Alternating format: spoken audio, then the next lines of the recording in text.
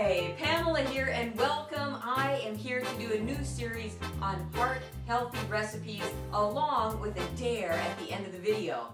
Because I thought about it the other day and I thought, you know, I want to dare myself to do something a little bit more courageous, a little bit more compassionate, so I feel more alive in my own life.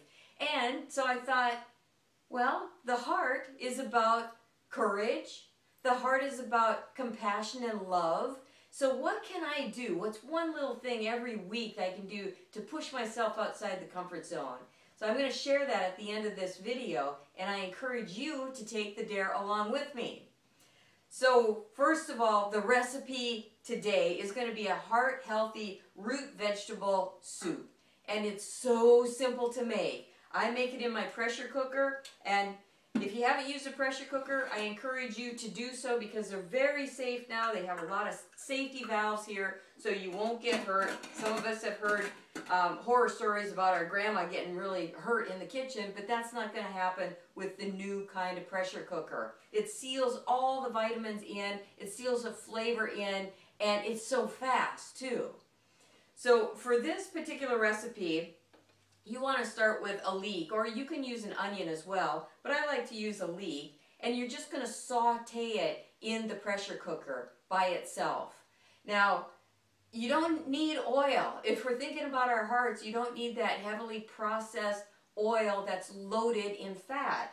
What I like to use is just a veggie base. You can use just a standard veggie base along with some water, or for this one, I'm going to use the natural yam soup. So what I do is just put a little bit of water, you know, a couple tablespoons of water in there along with some of this yam soup or the veggie broth, and then saute the leek.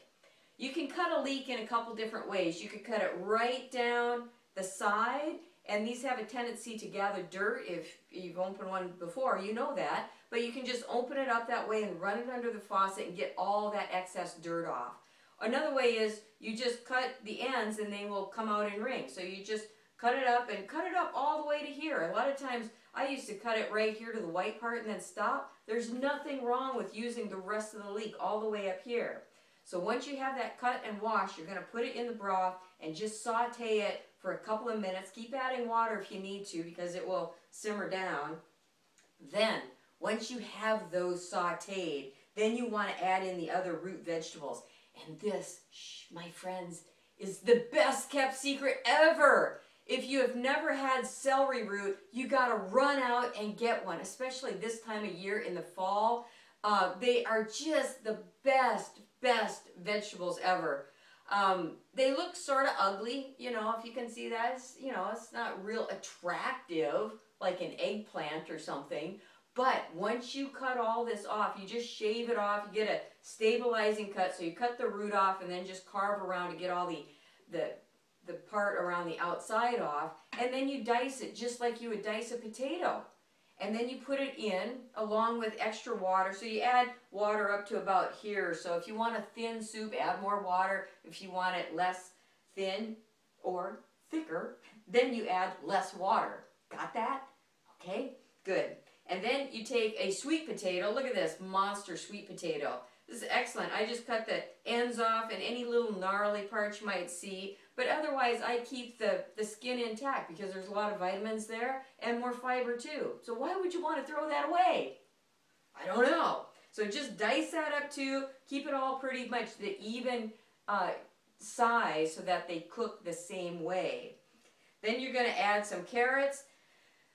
Put 2 or 3 in and just slice them up. I like to do mine at a diagonal cut and then maybe cut them in half and toss them in and then just cook that. Maybe 10 minutes. 10 minutes you'll be fine. And with the pressure cooker, you can also do this in your regular pot. No problem. It's just going to take you a little bit longer.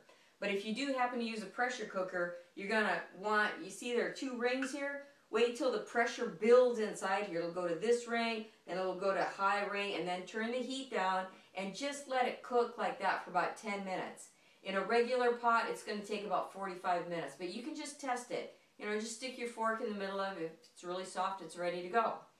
So once these root vegetables are cooked in the pan, then you want to then you want to make it blended. So I take about half of the mixture and I put it in my Blend Tech or any blender that you have. The Vitamix works fine, or even, you know, your ordinary blender will be just fine. You put half of it in there and then you blend it up. If you have an immersion blender, you can just stick it right in this pot and just hold it until about half of it is mixed together. That way you get a really nice creamy soup along with some of the chunks. You're going to have chunks of potatoes, you're going to have chunks of celery root, and the carrots. And then also, when you put it in the blender, half of this into the blender, you want to add some cashews. And if you can soak them while this is cooking, that's even better yet, if you can soak the nuts ahead of time. You don't have to, but it's a good idea, just because it releases the enzyme inhibitor and it activates them so that they're live. So you're going to add, you know, this is all about the heart healthy recipe, right? So I'm not adding a whole lot of cashews, you know, just maybe a good handful into the blender. And also you can pull off some kale and put the kale in there too. You don't have to cook the kale. Just put it in the blender, blend it up, and then once that's blended, you put it back in the pot, stir it around, and then I would put some cilantro in there to top it off. If you're not a big cilantro fan, you could always use an apple. You know, just pour this into soup bowls and then mince up the apple really fine and just sprinkle some apples on top. It's so sweet and it adds such a nice little finish on top. You could use a pear too, which works really great. And I could go on, but that's basically it. There you have it. That's your soup. So good, so healthy, and your heart is going to love you for it. If you want to add a little something to make it a little heartier, I found these Seeds of Change brown rice and quinoa packets that you could add in as well to make it a little bit heartier. You don't have to. If you have this soup as a side dish, just have it as a side dish. If you want a main course, add some brown rice, add some quinoa to give it a little bit extra protein. So there you have it. If you have any questions at all, please post them below. If you have any comments, if you try it and you love it, please let me know. I'd love to hear from you. But now, let's get on to the dare of the week. The dare of the week. I am going to dare you because my hero, one of them, Dr. Joel Fuhrman, says that we need more weight-bearing exercises. So he's encouraging us to, you know, bounce, do jumping jacks, all of these things. And sometimes I forget. But I realize when I'm going into the grocery store, if I can skip from my car to the grocery store, that will get my heart going a little bit, and it will, you know, it will make people look, which is good. I think it's really good because I just saw this video the other day. Well, actually, it was today. I just saw this video of this little 3-year-old girl tap dancing, and all the other ones were just like this robotic kind of tap dancing, but she was wild, she was free. And I watched it like 3 or 4 times because I thought, that's what we need in this world. What we need in this world is people to break out of the normal kind of robotic, get out of my car, walk to the grocery store. So what I'm going to do is I'm going to get out of my car and I'm going to skip all the way to the front door. I'm just going to run down to QFC a couple blocks away and do it there. So I encourage you to do the same thing. Yeah, you might feel a little funny. So what? I bet it'll wake you up.